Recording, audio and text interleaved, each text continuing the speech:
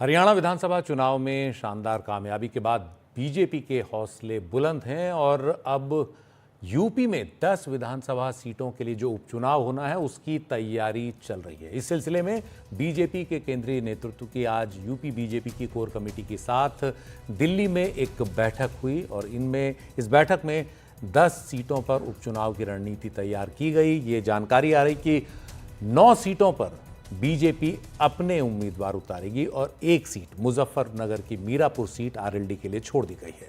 इस सब पर ज्यादा जानकारी के लिए हमारे साथ हैं हमारे सहयोगी पंकज झा।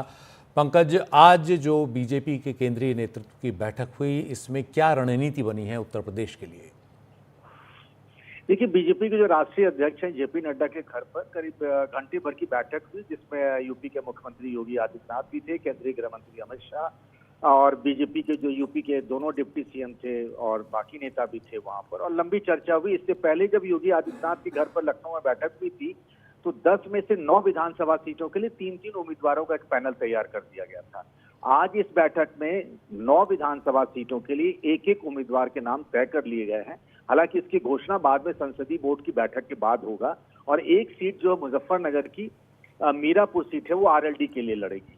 इससे पहले जो पिछले चुनाव हुए थे, याद होगा सुशील आपको, उसमें मझवा और आपको कटेहरी जो सीट है अम्बेडकर नगर की, दोनों सीटें निषाद पार्टी के लिए छोड़ी गई थी। लेकिन इस बार तय हुआ कि निषाद पार्टी के चुनाव निशान पर लड़ना बीजेपी के लिए अच्छा नहीं होगा, बीजेपी अपने चुनाव निशान पर लड़े।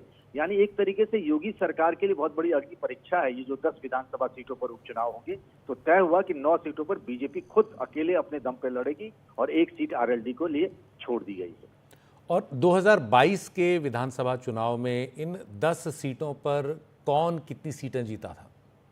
देखिए, 5 सीटें जो हैं वो समाजवादी पार्टी के कब्जे में थी। इस 10 में से हम अगर बात करें, मुजफ्फरनगर की मीरापुर सीट जो है वो आरएलडी के खाते में थी। चंदन चौहान विधायक थे जो अब सांसद हो गए हैं। बीजेपी के खाते में 3 सीटें ही थी और एक सीट जो मझवा की है वो निषाद पार्टी, जो संजय निषाद की पार्टी है, उसके पाले में थी। तो इस तरीके से 10 विधानसभा सीटों का ये हिसाब किताब है। बीजेपी का लक्ष्य ये है कि कम से कम 7 सीटें अगर हम जीत लेते हैं 10 में से, तो एक बड़ा नैरेटिव बनेगा, बड़ा मैसेज जाएगा बीजेपी के लिए। क्योंकि यूपी में अगर आप देखें लोकसभा चुनाव जो हाल में हुए उसमें बीजेपी का प्रदर्शन वैसा नहीं रहा जैसी अपेक्षा की जा रही थी। तो क्या इस बार टिकट बंटवारे को लेकर वो तमाम खामियां या शिकायतें दूर कर दी गई हैं जो पिछली बार लोकसभा चुनाव में टिकट वितरण को लेकर थी?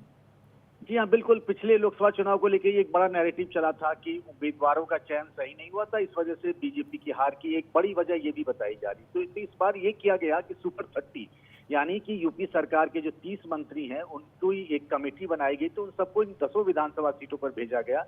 वहां जाकर अब फीडबैक लीजिए। उस फीडबैक के आधार पर 3-3 नाम का एक पैनल लिया गया। लोकल लीडरशिप को भी कॉन्फिडेंस में लिया गया है और ये ऐसी रणनीति बनाई गई है कि अच्छे उम्मीदवार जाएं, जिताऊ उम्मीदवार, ताकि बीजेपी के लिए जीत की गारंटी हो।